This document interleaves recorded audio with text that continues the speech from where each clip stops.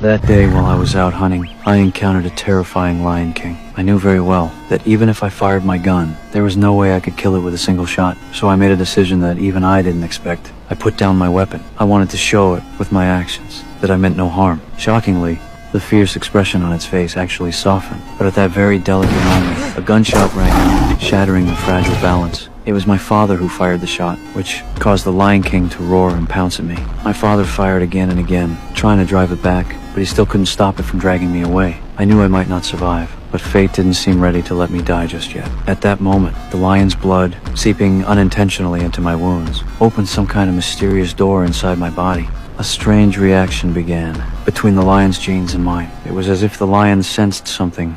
It suddenly turned and walked away. And just like that, I miraculously survived. But afterward, my father showed no joy at all. Because he was a mafia boss, cold-blooded and cruel.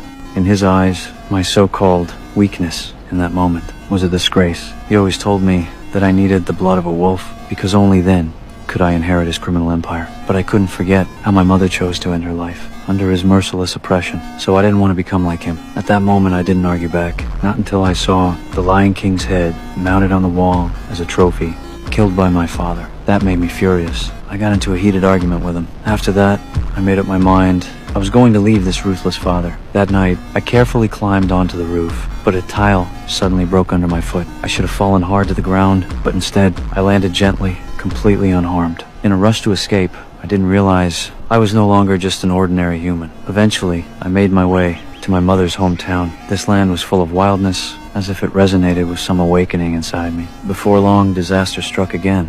I saw thousands of wild buffalo charging straight toward me. I had nowhere to run. I could only crouch down, waiting for fate to decide. But a miracle happened again. The entire herd swerved around me instead of trampling over me. When I looked up, I saw the Buffalo King shielding me with its body. In that moment, I finally understood I could communicate with beasts, and that wasn't all. I discovered that my strength, speed, hearing, and explosiveness were far beyond that of a normal person. With just a bit of force, an arrow from my hand could fly hundreds of meters. When I ran, I was as fast as a cheetah. Then, a gunshot echoed through the valley. I quickly climbed a tree 100 meters tall and spotted, from a kilometer away, 2 poachers slaughtering the buffalo. I rushed over to stop them, but it was already too late. Seeing dozens of dead buffalo on the ground filled me with rage. But before I could act, the poachers actually threatened me, telling me to leave immediately. Their words completely ignited the beast inside me. Like a wild animal unleashed, I grabbed a dagger from the ground and leapt at them. They didn't even have a chance to fight back.